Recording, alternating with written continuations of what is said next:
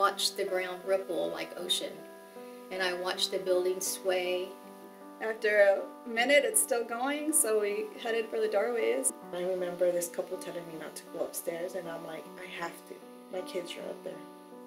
We could handle the earthquake, we were trying to handle the tsunami, but we had no idea about the nuclear plant. Radiation was out there. They were telling us that it was safe, but no one really knew for sure. I can see why a lot of people were really scared and why some people never came back. I remember seeing the news articles saying that like military wives were treating the voluntary departure as a vacation.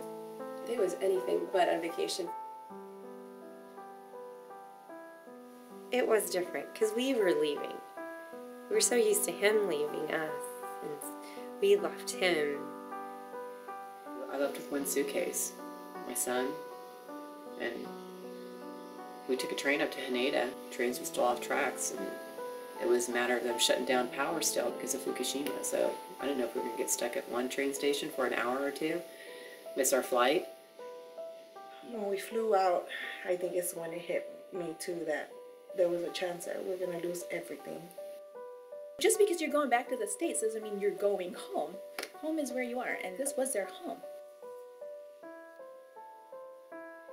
The unhappiness that we went through for the voluntary departure is just minuscule for what it was for.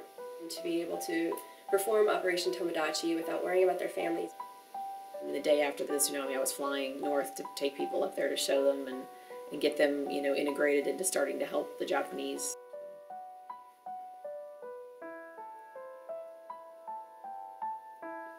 It wiped out entire villages and families, and they needed just as much money and help and compassion from the American people especially than any other country in the world.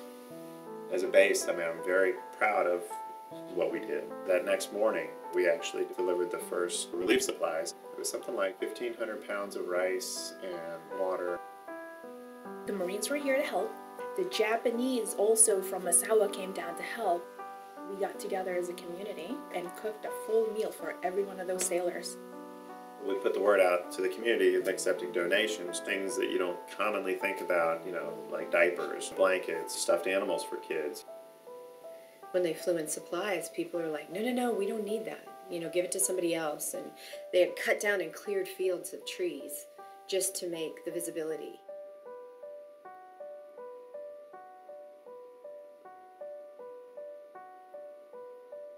I just wish those people didn't have to go through all that. So many lives lost. Our soldiers, sailors, airmen, Marines, Coast Guardsmen, and civilians are totally supporting the people of Japan, the Japanese government, the Japan Self-Defense Forces, and the Department of State.